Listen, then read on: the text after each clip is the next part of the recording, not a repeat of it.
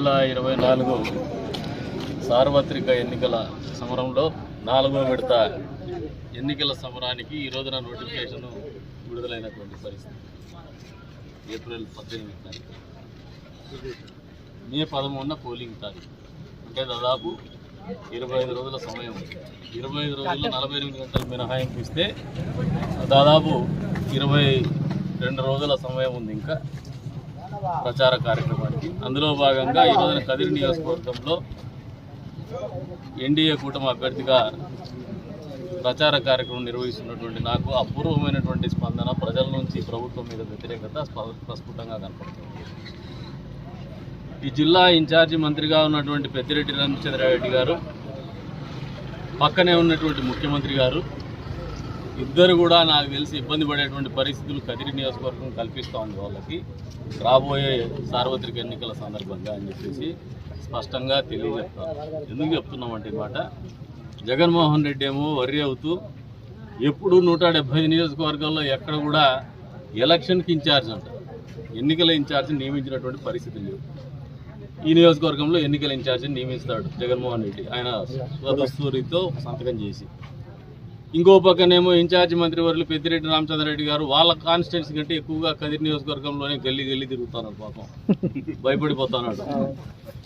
అంటే ఒక అభ్యర్థి ఉన్నాడు, ఒక ఎన్నికల ఇన్ఛార్జ్ ఉన్నాడు, ఇంకొక పదవులు రాష్ట్ర స్థాయి పదవులు ఉండే వాళ్ళు ఉన్నారు. వీళ్ళందరూ కూడా చేయలేనటువంటి పరిస్థితులు ఉన్నాయనే ఆలోచనతోనే నాకు తెలిసి పెద్దిరెడ్డి రామచంద్రారెడ్డి గారు ఇంతగా భయపడుతున్నారు, ఇంతగా ఆందోళన చెందుతున్నారు. ఆందోళనలో భాగంగానే కదిరి నియోజకవర్గంలో అన్ని మండలాల్లో మీటింగులు పెట్టుకొని వాళ్ళ కార్యకర్తలకి నేనున్నా అని భరోసా ఇచ్చేటువంటి కార్యక్రమం చేస్తున్నారు. ఈయనున్నా జగన్మోహన్ రెడ్డి ఉన్నా ఈసారి కదిరి నియోజకవర్గ ప్రజలు ఏదైతే జగన్మోహన్ రెడ్డి గారి నోట వస్తున్నటువంటి మాట క్లాస్ వార్ అని చెప్పేసి, ఆ క్లాస్ వార్కు ప్రత్యక్ష ఉదాహరణ కదిరి నియోజకవర్గ సార్వత్రిక ఎన్నికల సమరం నిలవబోతోందని చెప్పేసి కూడా ఈ సందర్భంగా తెలియజేస్తాను. ఎందుకంటే ఈ రోజున ఈ ఎన్నికల ముఖ చిత్రం గమనిస్తే తెలుగుదేశం పార్టీ తరఫున నేను, వైసీపీ తరఫున ఇంకొక అభ్యర్థి పోటీ చేస్తాను. ఏమాత్రం కూడా ఆ పార్టీకి సంబంధం లేనటువంటి వ్యక్తిని తీసుకొచ్చి ఎన్నికల్లో నిలుపుతోంది వైఎస్ఆర్సీపీ పార్టీ. అంటే మతాన్ని మనీని నమ్ముకొని ఎన్నికల్లో గెలవాలనే ఒక ఆలోచనతో అభ్యర్థి ఎంపిక జరిగింది ఆ పక్క పార్టీలో. ఒక నిబద్ధత, ప్రతి నిత్యము ప్రజలతో కలిసి బతికినటువంటి నాయకుడిగా, నిత్యము తెలుగుదేశం పార్టీ కార్యకర్తలు కోరుకునేటువంటి నాయకుడిగా, తెలుగుదేశం పార్టీ నమ్మకాన్ని పూర్తి స్థాయిలో చూరగొన్నటువంటి నాయకుడిగా, అదే రకంగా నియోజకవర్గ పేద ప్రజలకు నమ్మకాన్ని చూరగొన్నటువంటి నాయకుడిగా తెలుగుదేశం పార్టీ అభ్యర్థిత్వం ఎంపిక జరిగిందని నేను భావిస్తాను. డబ్బు అనేది కొలమానం కాదు, వాళ్ళు డబ్బు ప్రాతిపదికగా, మత ప్రాతిపదికగా అభ్యర్థిని ఎంపిక చేస్తున్నారు. అంటే ఈ క్లాస్ వార్ అనేది ఏదైతే జగన్మోహన్ రెడ్డి గారు పదే మాట్లాడుతున్నారో ఆ క్లాస్ వార్ అనేది ఇక్కడ జరుగుతూ ఉంది. మేము నమ్ముకోండేది జనబలం, వాళ్ళు నమ్ముకోండేది ధనబలం. మేము నమ్మిండేది జనాభిమానం, వాళ్ళు నమ్ముతా ఉండేది మతాభిమానం. ఒక మత యుద్ధాన్ని ప్రోత్సహించాలనే ఆలోచనతోనే అభ్యర్థి ఎంపిక చేసుకున్నారు వాళ్ళని చెప్పేసి మేము బలంగా నమ్ముతున్నాం. ఈ నియోజకవర్గ ప్రజలు కూడా నమ్ముతున్నారు. ఈ నియోజకవర్గ ప్రజలు ఎప్పుడు కూడా చైతన్యం ఉంది.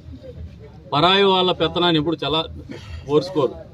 పెద్దిరెడ్డి రామచంద్రారెడ్డి వచ్చి పెత్తనం చేస్తానంటే కదిరి నియోజకవర్గ ప్రజలు ఆమోదించేటువంటి పరిస్థితిలో లేరనేది జూన్ 4 సాయంత్రము ప్రస్ఫుటంగా పెద్దిరెడ్డి రామచంద్రారెడ్డి గారికి, జగన్మోహన్ రెడ్డి గారికి బుద్ధి చెప్పడానికి, తెలియజెప్పడానికి కదిరి నియోజకవర్గ ప్రజలందరూ కూడా, అందులో ప్రత్యేకించి పేద ప్రజలందరూ కూడా కంకణం కట్టుకొని కూర్చున్నారని చెప్తున్నాను అనేది వాస్తవాన్ని సందర్భంగా తెలియజేస్తున్నాను. గ్రామీణ ప్రాంతాల్లో కూడా పర్యటించినప్పుడు ఒకరిద్దరు వాళ్ళ పార్టీకి చెందినటువంటి ప్రజాప్రతినిధులు, ఒక సర్పంచు, వైసీపీ పార్టీకి చెందినటువంటి సర్పంచు, ఒక జిల్లా పంచాయతీ మెంబరు, వీళ్ళిద్దరూ కలిసి చివరికి ఎస్టీలకు ఏదైతే 1.5 ఎకరం స్థలం కేటాయిస్తే ఇళ్ల స్థలాలకి, దాన్ని కూడా రెవెన్యూ రికార్డులను మాయం చేసి, రెవెన్యూ రికార్డులను తారుమారు చేసి, అసలు ఇప్పటి వరకు కూడా రెవెన్యూ రికార్డులు లభ్యం కాకుండా చేసి తహసీల్దార్ని బూతులు తిట్టి ఆ భూమి అమ్ముకొని డబ్బులు కాజేసినటువంటి వైనం అనేది నిజంగా ఎస్టీ ఎస్సీ వర్గాల్లో ఒక అశాంతిని పెళ్ళుకే విధంగా కనపడుతోంది. ఈరోజున వాళ్ళందరూ కూడా వ్యతిరేకంగా ఉన్నారు, తెలుగుదేశం పార్టీకి మద్దతు పలకాలని ఉన్నారు. ఎందుకంటే తెలుగుదేశం పార్టీ హయాంలో వాళ్ళ మంచి చేసినాం, వాళ్ళ మంచి కోరినాం, తాండాలని పంచాయతీలుగా తీర్చిదిద్దినాం. ఆ ప్రాంతానికి నిధులు కేటాయించినాం, విధులు కేటాయించినాం సర్పంచులకి. ఈ ప్రభుత్వం వచ్చిన తర్వాత జగన్మోహన్ రెడ్డి గారు గ్రామీణ ప్రాంతంలో ఉన్నటువంటి పంచాయతీలకు ఉన్నటువంటి నిధులను దారి మళ్లించి ఆయన జగన్ బటన్ నొక్కుడు కార్యక్రమం పెట్టినాడు. ఇవంతా కూడా స్థానికంగా సర్పంచులకు ఏదన్నా ఒక స్ట్రీట్ లైట్ వేయాలంటే కూడా డబ్బు లేనటువంటి పరిస్థితి, తాగునీటి ఎద్దడి తీవ్రంగా ఉన్నటువంటి పరిస్థితులు నెలకొన్నటువంటి నేపథ్యంలో ఆ సర్పంచ్ ఏదైనా కొద్దిగా నీళ్లు ఇవ్వడానికి ఒక బోర్ వేసుకోవాలంటే కూడా డబ్బులు లేనటువంటి పరిస్థితి కనపడుతోంది. ఖచ్చితంగా 2024 సార్వత్రిక ఎన్నికల సమరంలో ప్రజలందరూ కూడా జగన్మోహన్ రెడ్డికి 2019వ సంవత్సరంలో ఎంత పెద్ద ఎత్తున మద్దతు తెలిపి 50% ఓట్లు 151 సీట్లు ఇచ్చినారో దానికి భిన్నంగా, దానికంటే రెట్టింపు వ్యతిరేకతతోనే ఆయనకు తీర్పునివ్వబోతున్నారు, ఆయనకు బుద్ధి చెప్పబోతున్నారు అనేది కూడా వాస్తవం. ఈ సందర్భంగా 2024 సార్వత్రిక ఎన్నికల్లో భాగంగా కదిరి నియోజకవర్గానికి సంబంధించి ఇవాళ నల్లజేరు మండలంలో ప్రచారం నిర్వహణ జరుగుతూ ఉంది.